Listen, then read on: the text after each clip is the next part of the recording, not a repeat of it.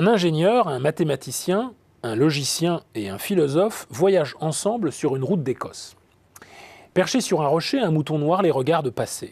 « Vous avez vu, dit l'ingénieur, en Écosse, les moutons sont noirs. »« Tu voulais sans doute dire que certains moutons écossais sont noirs, rétorque le mathématicien. »« Ne nous emballons pas, rajoute le logicien, tout ce que nous pouvons dire, c'est qu'il existe au moins un mouton noir en Écosse. Et encore, conclut le philosophe, la seule chose dont on soit absolument sûr, c'est qu'il est noir de ce côté-ci. En racontant cette courte anecdote à la page 47 de son dernier ouvrage, Luc de Brabandière nous plonge subrepticement au cœur de la pensée procédurale typique de l'ère algorithmique. Homo Informatics, c'est son titre, prend place parmi les essais, notamment ceux de Yuval Noah Harari ou de Laurent Alexandre, qui depuis quelque temps tentent de penser l'informatique avec un souci de prospective et d'analyse à long terme. Rien d'anormal pour cet ancien associé du Boston Consulting Group qui se présente lui-même aujourd'hui comme philosophe.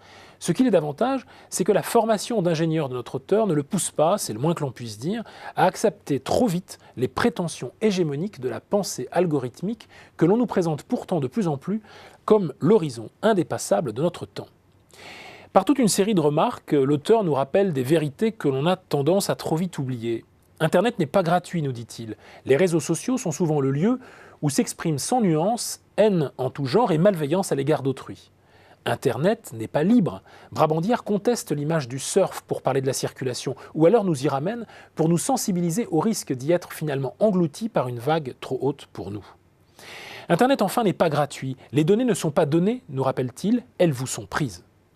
Il est donc temps, selon l'auteur, de formuler une critique de la raison automatique. Il s'y emploie ici en montrant que les promesses du big data ne pourront être tenues, et ceci pour au moins deux raisons.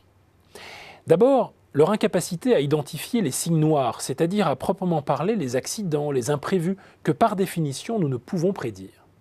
Ensuite, du fait de leur définition appauvrie de l'intelligence, une capacité logico-mathématique qui décompte et qui classe, mais qui ne tient pas compte de nos facultés émotionnelles. Au fond, l'analyse des données échoue toujours à nous révéler l'essentiel. Certes, l'ordinateur a ceci de bon qu'il nous délivre de certaines nécessités de la vie quotidienne, mais jamais il ne pourra désirer à notre place. Je cite ici l'auteur. « Un ordinateur a de la mémoire, mais il ne peut avoir de souvenirs. Il peut produire des images, mais n'a pas d'imagination. Un ordinateur peut apprendre de ses erreurs, mais il ne peut pas les regretter. Il peut comparer des idées, mais il ne peut pas en avoir. » Sous le flot de données mises en circulation se pose somme toute la question de leur interprétation et du sens que nous leur donnons. Ces données ne pourront jamais remplacer notre jugement, sans quoi nous prendrions le risque, ainsi que le rappelle Brabandière, de prendre au sérieux la blague de Coluche qui déconseillait aux gens malades d'aller à l'hôpital. Car, disait-il, la probabilité de mourir dans un lit d'hôpital est 10 fois plus élevée que celle de mourir quand on est dans son lit à la maison. Face au développement de l'intelligence artificielle, le conseil formulé à Homo Informatics n'est pas de se mettre d'urgence au codage, mais de philosopher sans tarder.